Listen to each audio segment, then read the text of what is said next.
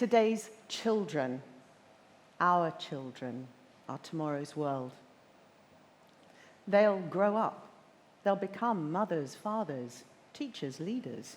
They are the keys to our brighter future. We were once in their shoes. So, how can we, yesterday's children, help today's children to thrive? What can we do to light their way and lighten their load? Poets and prophets speak of a light within all of us. People call it intuition, gut feeling, inner knowing. It goes by many names. We are all born with it. It's that place within that just knows. As we grow up, many of us lose connection with our light. We stop trusting our inner knowing and start looking outside ourselves for the answers instead. We let go of our dreams and seek only to fit in. I know I did. I lost my light. I almost lost myself. And I know I'm not the only one. So, how does it happen? Take a look back over your life now. What comes up for you? Did something happen? Did you tell yourself something? Did you trust something or someone instead of yourself? Whatever our experience, here's the good news. No matter how small our light may seem, it never goes out.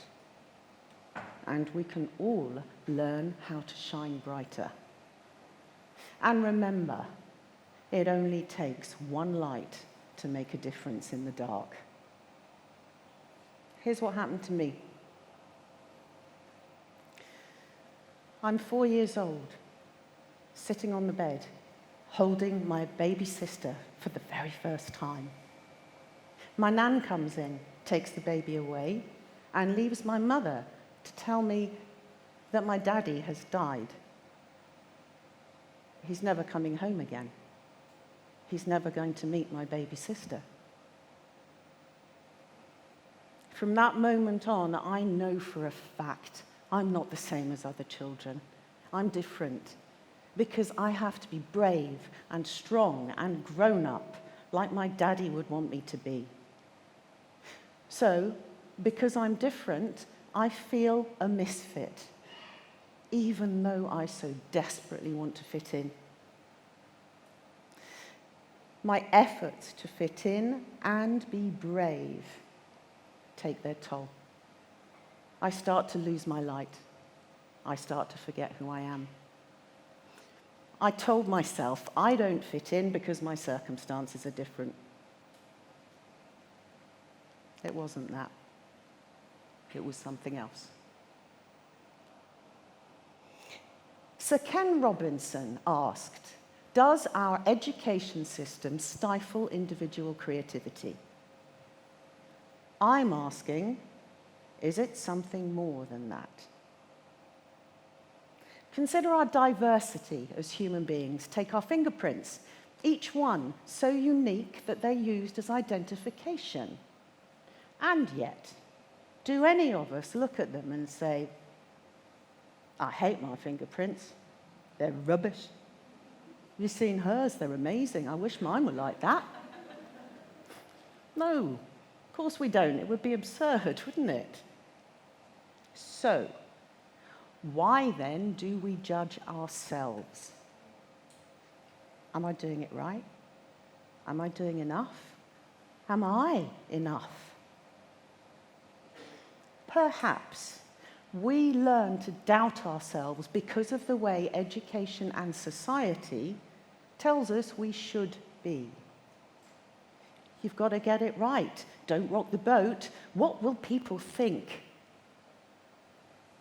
Remember how it feels trying to squeeze into shoes that are too tight, yeah?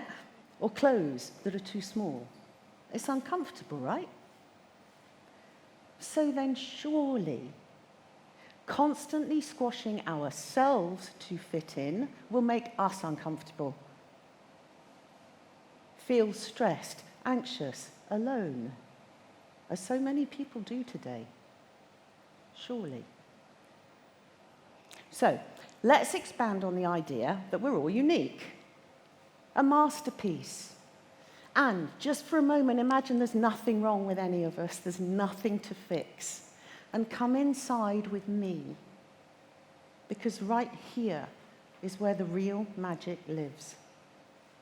It's by tapping in here that we can not only feel connected, feel certain that we're enough, and build resilience, we can help to make the world a better place. This is how we help our children. Here's what happened to me next. I've just celebrated my 16th birthday. My mother is diagnosed with breast cancer. She dies 3 weeks later. My sister and I are orphans. We're sent to live with a relative, a man who wears multiple masks to hide who he really is, hidden in plain sight. I learn how to read danger in a heartbeat. I also learn to be the good girl in my efforts to protect us both from harm. It doesn't work. Our deepest longing is for connection. To be seen, heard, understood, to feel loved. It's this innocent yearning that has us willingly following others, sometimes blindly. And yet, it's only by consulting in here first that we can navigate out there. In here is where we can make clear decisions. It's where we can accurately discern who or what is good for us and who or what is not. And through conscious connection with ourselves, we automatically deepen connection with other people. I will show you what I mean. Play with me so you feel it for yourself. I'm going to share 2 stories. They'll be the same content, one difference. See what happens. Number 1. You know how it is. You're walking down the street, you're looking into lots of different shop windows because you're not quite sure what it is you want to buy. You know it's important, though, because it's for your best friend's birthday. I'm seeing slightly vacant smiles in response to that story. Okay, wipe that one away and let's do it again. Notice what you notice this time. You know how it is. I'm walking down the street, I'm looking into different shop windows because I'm not quite sure what it is I want to buy. I know it's important, though, because it's for my best friend's birthday. You're with me this time, aren't you? Yeah, I can see. But it was the same story. Same story. So what made the difference? What was it that had you nodding along with me the second time? All I did was to change one word, you to I. And that one change instantly connected me to myself, which means I'm authentic in what I'm saying. I'm real. That's what made the difference. Connection with self first automatically deepens connection with others because we're all seeking the same thing. Connection is what lights us up. For most of my life, I had it the other way round. I was told to put other people first because anything else was selfish. So I religiously focused on doing my best for people around me while trying to fit in and fix everything that was wrong with me. And it landed me in serious danger because I had taught myself to dismiss any uncomfortable feelings as further proof that I'm getting it wrong. Didn't occur to me these were simply warning signals from my inner guide. Here's what happened to me next. When I was 33, I met and married my soulmate. At last, my dreams had come true. He got me in a way that nobody else had ever done before. It was he and I together against the world. Over the years, I'd steadily poured all of me into my partner until there was nothing left. I was empty. I couldn't even give a straight answer. Asked me if I'd like a cup of tea, and I'd say, oh, I don't mind. What are you having? I'd lost connection with myself. And with that, I'd lost connection with those I loved the most. I couldn't reach out. They couldn't reach in. I couldn't even reach myself. I'd become so used to feeling uncomfortable, I didn't realize I was drowning. I said earlier, everyone has a light inside. Well, I found mine again, and I remembered what it means to be happy. How about this, though? What about the children and adults who suffer unspeakable horrors, the likes of which most of us wouldn't even dare to consider? Could a light be snuffed out by that level of darkness? 5 years ago, I was introduced to a young Nigerian woman called Benedicta. She had been trafficked from her home country to southwest France with the promise of a better education and the ways to help her family back home. Instead, she found herself working the streets of Poitiers, raped, beaten on a daily basis, fearing for her life. This had become the only way she knew. Hunched in a chair, dark tears rolled down her face. Her spirit seemed broken beyond repair. Can you imagine that pain? So, the journey began to reconnect Benedicta with her light. It didn't take long. 2 days later, she's singing and dancing in the garden with tears of joy in her eyes, repeating loud and clear, "I'm beautiful, I am whole, I'm free." Because no matter what darkness we endure, our light remains. It can never be extinguished, and it can never be tarnished either. Benedicta had simply come home to purity and to joy.